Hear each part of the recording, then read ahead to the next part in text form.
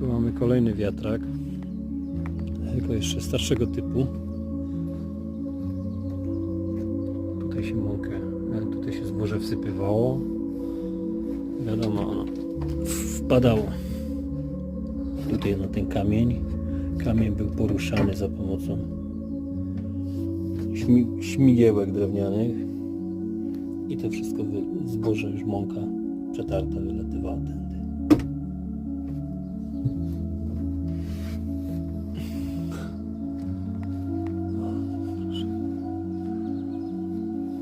To wygląda okazale. Mamy pierwszy, tam mamy drugi.